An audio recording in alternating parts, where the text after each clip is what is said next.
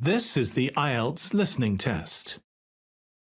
You will hear a number of different recordings and you will have to answer questions on what you hear. There will be time for you to read the instructions and questions, and you will have a chance to check your work. All the recordings will be played once only. The test is in 4 parts. At the end of the test, you will be given 10 minutes to transfer your answers to the answer sheet. Now turn to Part 1.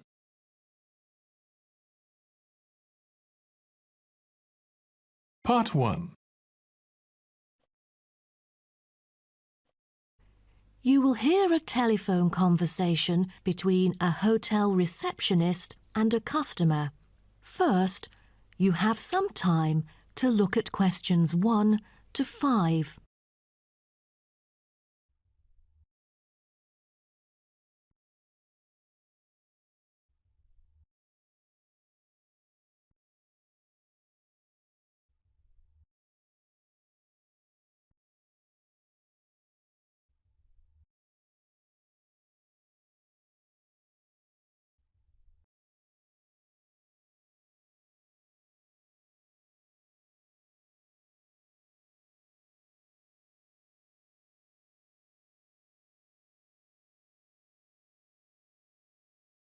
Now we shall begin.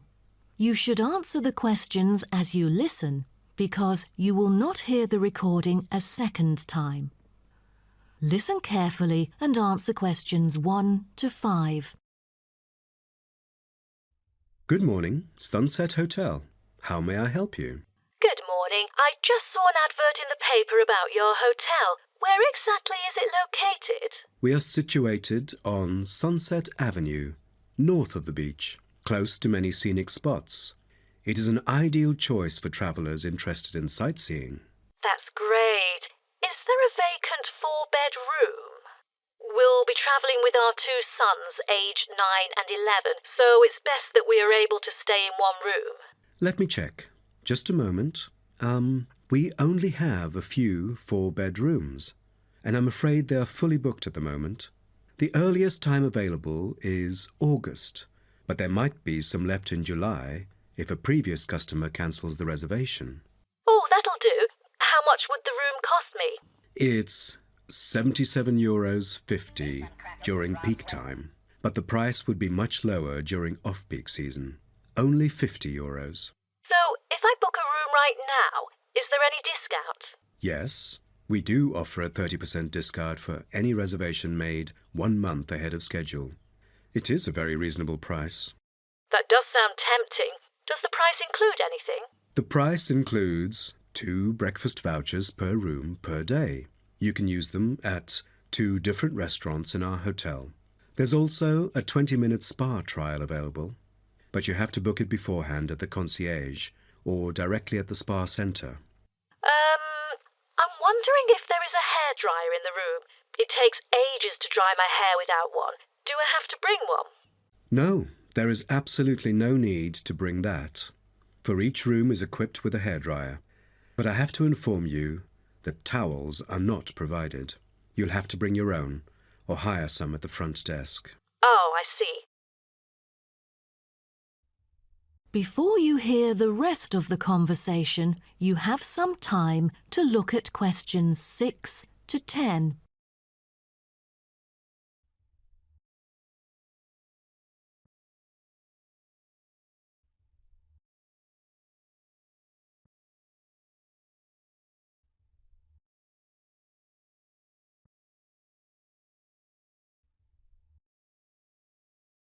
Now listen and answer questions 6 to 10. Before making a reservation, can you tell me a little bit more about your hotel? Sure, no problem. We aim to please our guests by providing impeccable service at all the modern amenities, trying to make them feel at home.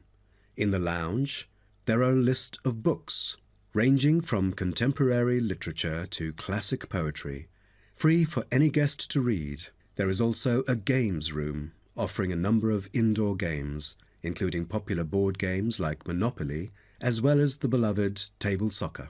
A nice place to go on rainy days. Are the computers available in the hotel? I might have a few emails to respond to during my stay there. I'm afraid we currently do not provide any for our customers. However, internet is available within our hotel premises. Just use the room number and the guest name to log in. That means I have to bring my own laptop then. All right. Because I'm travelling with my two sons, is there anything that they might be interested in? Yes, a popular activity here for children is collecting shells on the beach. Our hotel has a private beach. When there are very few visitors, you can take a stroll down the beach with your children and enjoy some quality family time, undisturbed. That sounds nice, but you see, my boys really love adventure. Is there something more exciting for them to participate in? We do have bicycles ready for hire. You can cycle with the boys along the bush track by the hotel, which is an ideal place to explore the wonders of nature. But because there is only a limited number of bicycles, we apply a first-come, first-served rule. Got it. I think my boys would love it. How can I arrange the payment then? Can I pay by credit card? Of course, we take credit cards.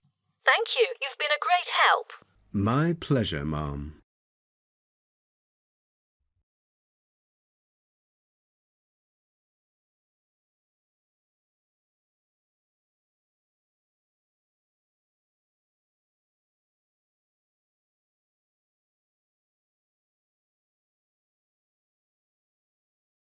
That is the end of part 1. You now have 1 minute to check your answers to part 1.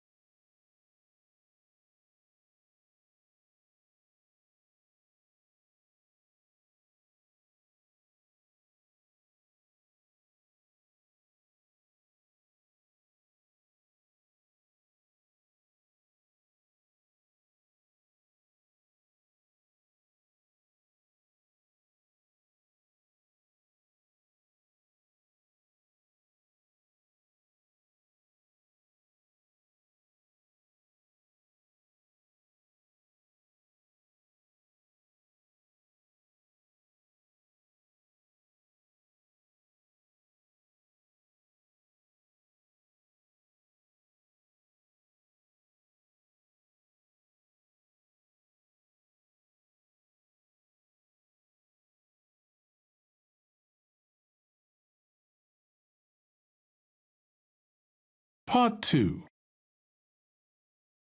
You will hear a speech given by a man called George Dyson about Northfield Sports Complex. First, you have some time to look at questions 11 to 16.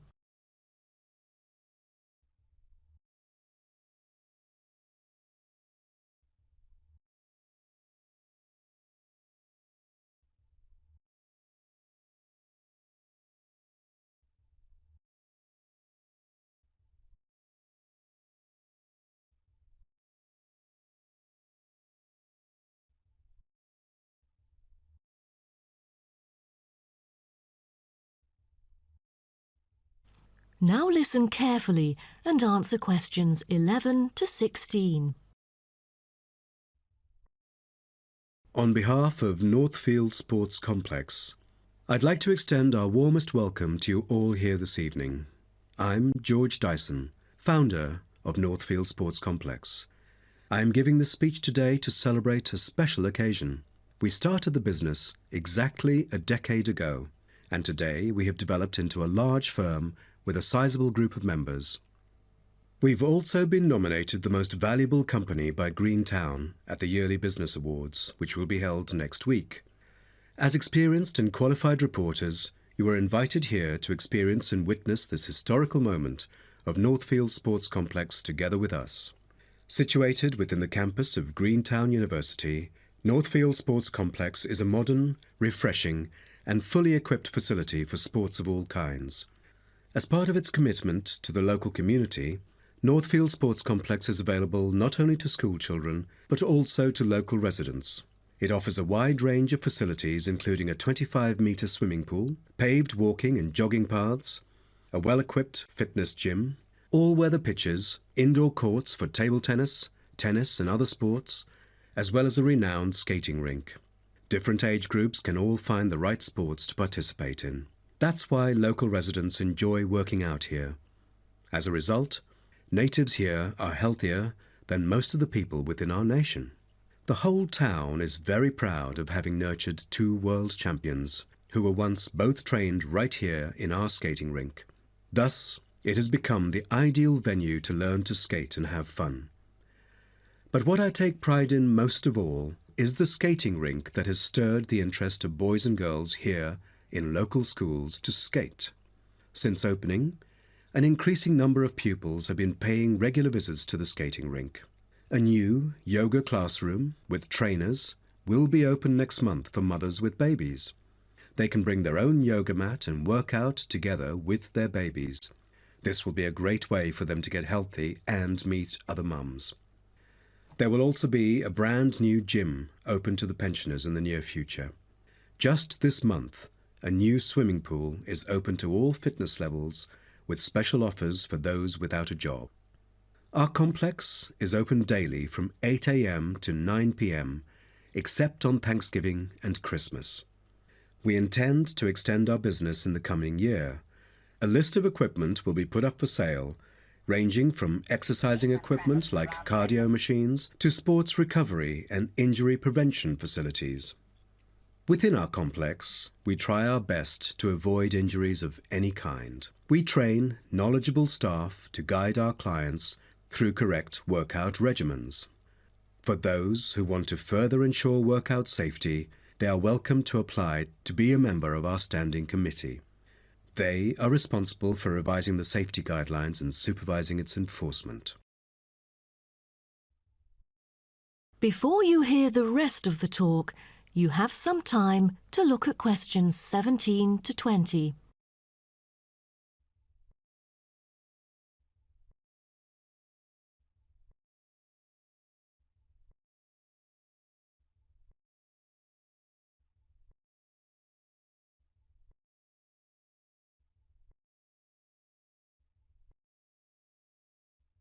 Now listen and answer questions 17 to 20. Now, I would like to introduce some of our most popular sports facilities here at Northfield Sports Complex. Our 25-metre swimming pool is the centrepiece of the complex, combining modern, bright and airy surroundings with fully up-to-date changing facilities.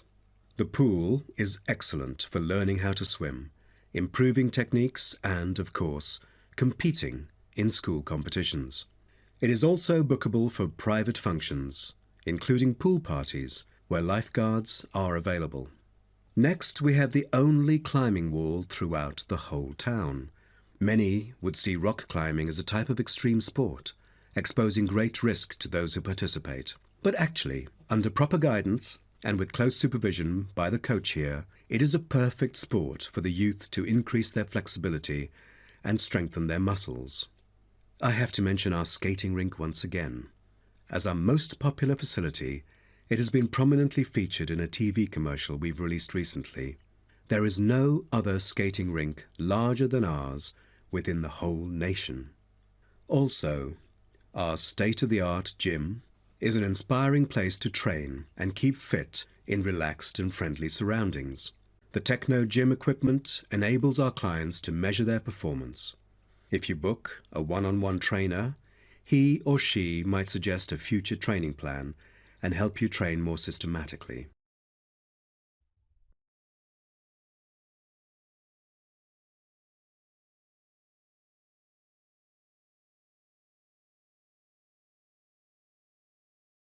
That is the end of part 2. You now have 30 seconds to check your answers to part 2.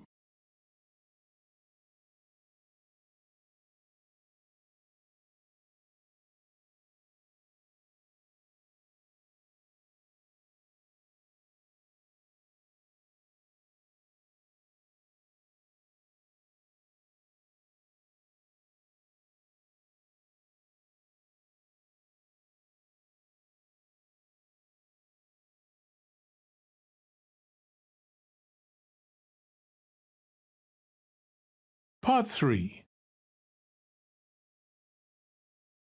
You will hear two students called Syria and Greg talking about some research on renewable energy. First, you have some time to look at questions 21 to 23.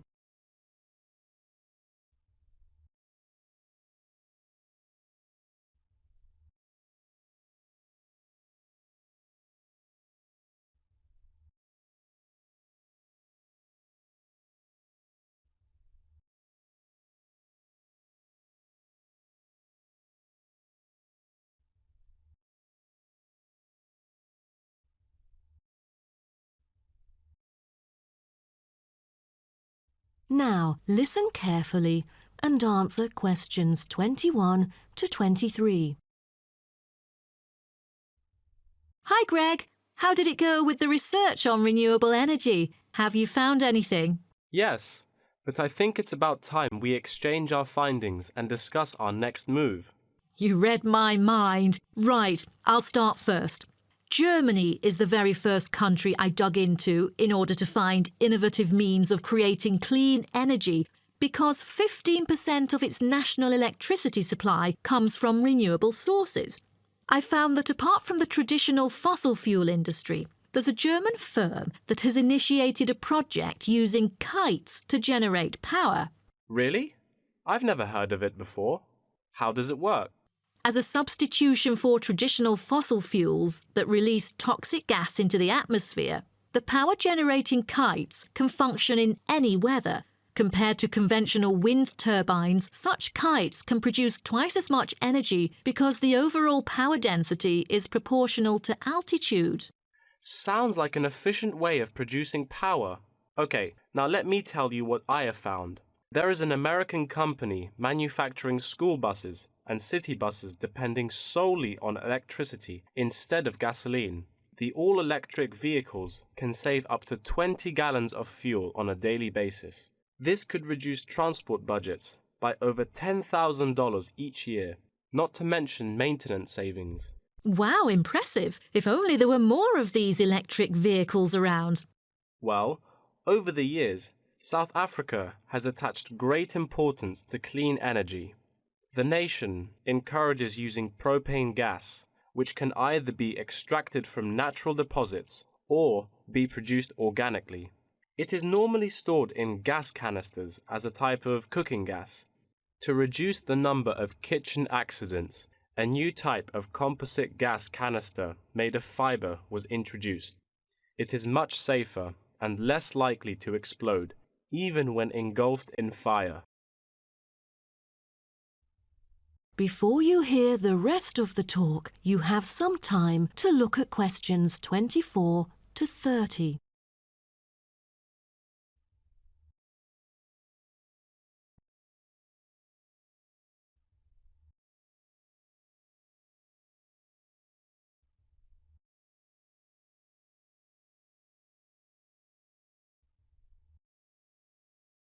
Now, listen and answer questions 24 to 30. Now, about the survey. Do you have any clues as to what kind of interviewees we should include? How about local companies doing business on clean energy products? Probably not the best choice of respondents. Remember the last time we asked corporate employees to do the questionnaire? Only about 5% of them were actually willing to participate. That wouldn't be enough then. It seems we have to drop that idea. Then maybe we can ask the professors and administrative staff here to help us. They could provide their insights and understanding on energy production. It would be ideal if they would, but I'm afraid most of them are too busy to respond to the list of questions we've prepared. I guess the students here at the university would be more suitable. You're right, and it is a much bigger sample pool too. Also, I think we should include the locals. Their opinion is key to the promotion of renewable energy here in the town. But wouldn't it be difficult to collect data? There's no way the two of us could go from door to door to interview all the residents. There's no need to worry about that. We'll make it telephone interviews. That way, we'll have enough time to get sufficient data. Good idea. What should we present in our speech? Due to lack of media coverage, the majority of people actually have a limited understanding on renewable energy. Most of them aren't able to identify various types of renewable sources. So I feel we could start by clarifying what it is and the benefit of it compared to fossil fuels. That makes sense. We could start with wind energy. For centuries, wind has been used to do work. With the help of windmills, farmers used to pump water from wells or turn large grinding stones to grind wheat or corn. The windmills today generate electricity. The only problem is that it might not be windy all the time, so it is crucial to choose the appropriate site for wind farms. Well, I think we can also include comparisons between clean energy and traditional energy resources like coal, oil and natural gas. Maybe we can look into the prospect of these conventional sources of energy. The rising cost of fossil fuels and the threat of climate change is a concern to many. Totally. These traditional resources will deplete eventually. Renewable energy currently makes up less than 2% of the world's primary energy supply, and although growing very rapidly, it is not on course to fill the fossil fuel gap. Nuclear energy is another type of energy we ought to mention. Nuclear power plants can produce dependent power constantly and release far less greenhouse gases than other traditional power plants. But most people feel that this type of energy is unsafe because radiation isn't easily dealt with, especially in nuclear waste and maintenance materials. What should we end the speech with? Have you heard about a new type of energy called hydrogen fuel? It is an infinitely renewable fuel that doesn't have detrimental environmental effects. The only problem is that it is so expensive that only wealthy individuals can afford it. But I think overall the benefits overshadow its high cost. I think that even though this new type of renewable energy is too expensive to use at the moment, in the long run its price will go down and become more accessible.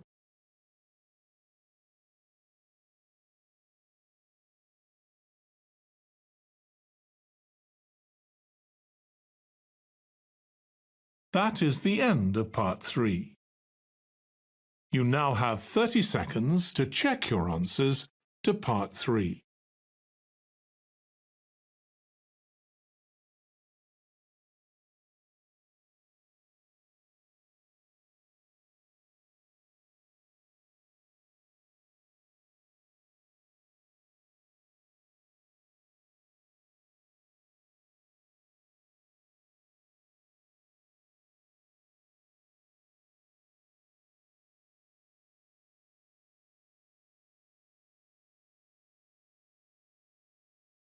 Part 4.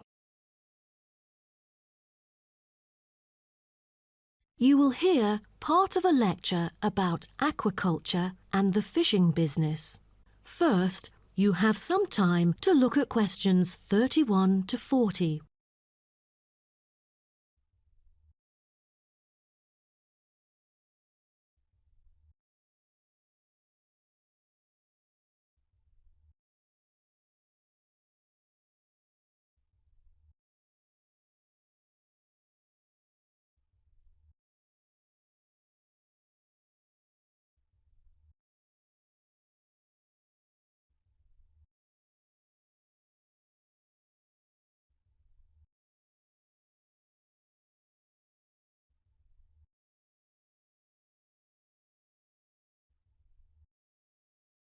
Now, listen carefully and answer questions 31 to 40. So, what I'm going to talk about to you today is something called aquaculture. It has been responsible for the impressive growth in the supply of fish for human consumption. There's also been a slight improvement in the state of certain fish stocks due to improved fishery management. Aquatic food production has transitioned from being primarily based on the capturing of wild fish to the culture of increasing numbers of farmed species. In recent years, a type of genetically modified salmon has been farmed in the New England region, produced by a Massachusetts-based biotech firm. This type of fish is engineered to grow twice as fast as its conventional farm-raised counterpart. As a result, this increases the speed of the local aquaculture industry development, and thus reduces the fishing pressure on wild stock. But local residents have expressed their concerns on the potential negative effects on the ecosystem should those GM fish ever escape into the sea. Stronger, healthier and faster growing, these fish might cannibalize others or outcompete wild-type fish for food. Local decision makers and regulators have thus pushed forward a number of measures, making it impossible for most GM fish to mate. A small percentage is able to breed only within confined pools. Despite the economic boom of genetically engineered fish, culturing traditional types of fish is still mainstream among fish farmers. Most of them prefer fish with special features, such as tuna. It is a source of high-quality protein with almost no fat. It also contains all essential amino acids required by the body for growth and maintenance of lean muscle tissue. With high nutritional value, this kind of fish will always be popular in the fish market. For the fish farming industry, incidents of fish escaping the farms has been a troubling issue over the years. Due to bad weather, nets that used to hold the fish were often destroyed. Thousands of salmon, worth nearly €220,000, escaped from a fish farm in the Norwegian region in July, raising fear that they would breed with wild fish stocks. Cages were thus built to withstand storms. The frames of the cages are made of PE, which is dedicated to marine use. This material has trustable strength, resilience, and tenacity. To further strengthen it, strong nets without knots are used to support the cylindrical frame.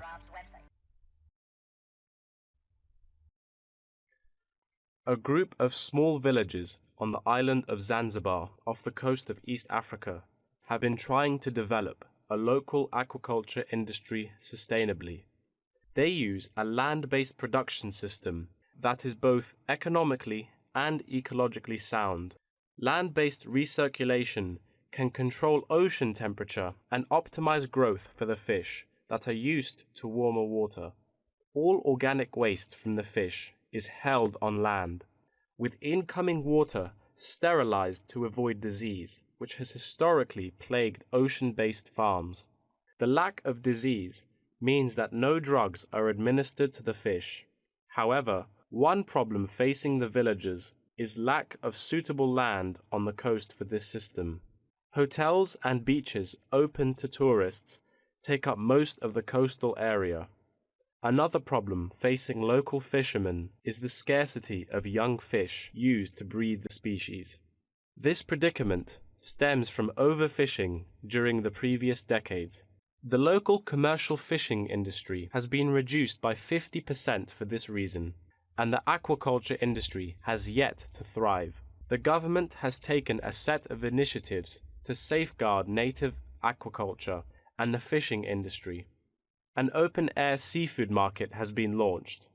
Residents are encouraged to support local fish farming businesses by purchasing marine products.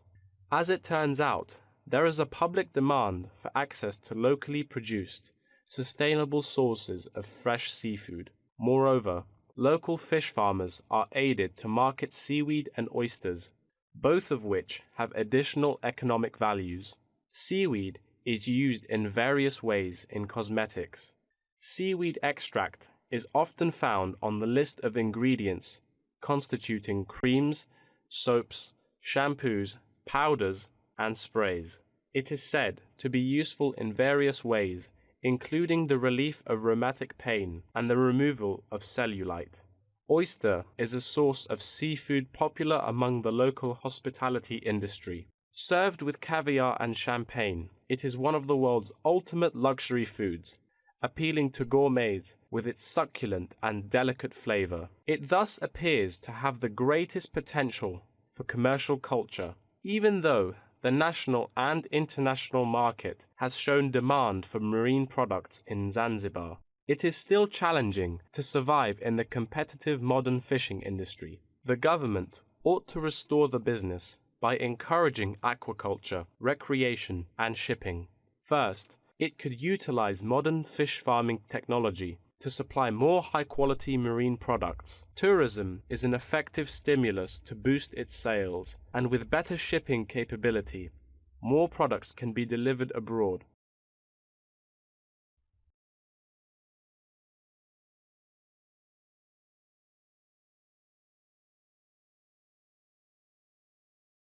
That is the end of Part 4. You now have 1 minute to check your answers to Part 4. That is the end of the listening test. In the IELTS test, you would now have 10 minutes to transfer your answers to the answer sheet.